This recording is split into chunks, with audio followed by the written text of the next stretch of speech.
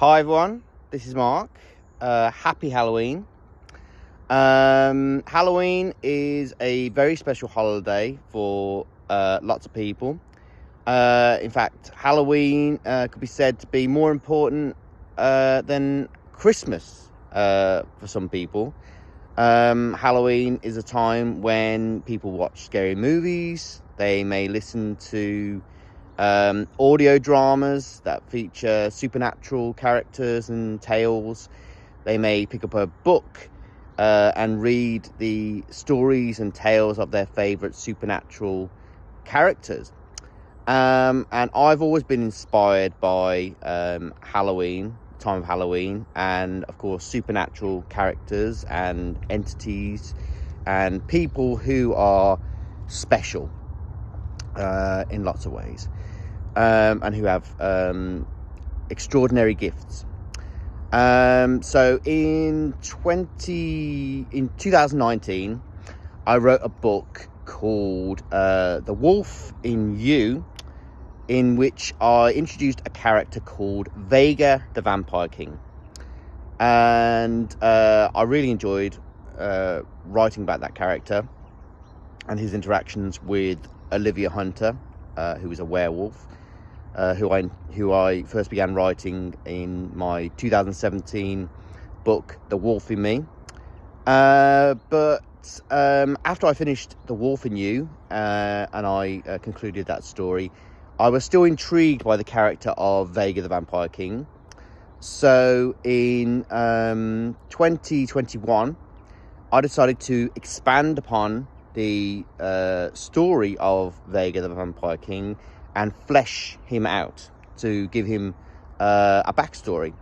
So with that in mind, I began writing the story and the book Vega, the Vampire King, which is a book that is a part of the story and very connected to the story of Olivia Hunter and The Wolf in Me, The Wolf in You. So it's a sequel to those books, but also a prequel, but also an added bonus to those books, as well as the subsequent book, The Wolf in Us. But since it's Halloween, I thought that I would read an excerpt from my book, Vega the Vampire King, especially for Halloween, and I hope you like what you hear. So I'm going to sit down and see if I can read to you an excerpt from my book. I'm going to start with chapter 1, and just a short excerpt to give you a bit of a brief insight into the character. So we'll start with chapter 1, Vega. And here we go. Ever since I was a child, I've always believed that it doesn't matter where your story begins, nor what world and with whom you find yourself born into. Everybody can choose to make whatever they can imagine into a reality. My name is Vega, and I am a vampire. In fact, not only am I a vampire, I am the king of all the vampires on Earth. I come from a race of vampires, actually, and from a world in which vampires and humans were in a perpetual state of war with one another. I come from a universe, a reality that exists in parallel to this one. And it was in this universe reality where I decided to begin my vampire race over again, in my image, as it were, and as if I were God himself. Over the centuries, I slowly turned humans into vampires by passing on the gift of my genetic kiss, you could say, as I introduced my vampiric DNA, for want of a better term, into the bloodstream of humanity by sinking my teeth into the neck of one human after another, and then having them feed upon my blood, essentially creating a new race of vampires that could all be traced back to me. For hundreds of years, I slowly built the society and the precepts that underpin the vampire life, as it were, the vampire society that exists in parallel to all the other human societies of this world. These days, vampires are everywhere, and it is all thanks to me, Vega, the first, the last, the eternal, the immortal, the one, the only, the Vampire King. However, the world of vampires was not always what it is today, nor am I.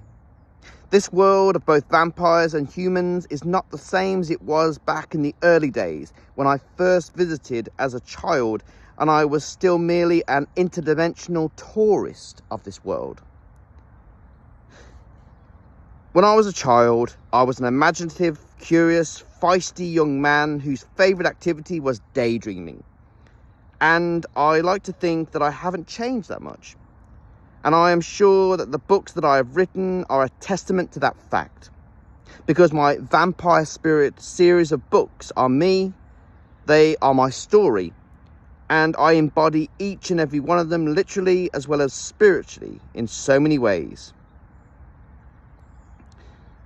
Where did it all start? I hear you ask. Where is my origin story? What is my origin story? What precipitated my star-crossed relationship with one Olivia Hunter, for example? How and why did I knowingly fall in love with a werewolf? What brought me into Olivia's path? And what drew Olivia to me? Maybe I can finally shine some light on those questions at the same time as I reveal some secrets about myself. My authorship and my publishing of a popular series of books about a fictitious vampire king, but in reality the story of my life, turned out to be a way for me to express myself, to tell my story, as well as being a source of entertainment for many.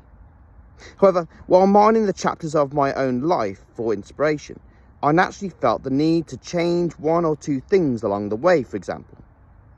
All the stories that I've written take place in the same vampire world universe where I originated, but I have romanticized some details greatly and dramatically, so as to not make my books a chronicle of the real vampire race's demise and its unfortunate ultimate decimation by the humanity of my home universe. The word humanity does not hold the same semblance of meaning in the universe that I come from as it is portrayed in this universe. In this world, from where I came, humanity was known as the enemy, the nemesis. And it has taken a long time for me to realize that not all of humanity in every universe is the same. Why did I start writing in the first place? I hear you ask.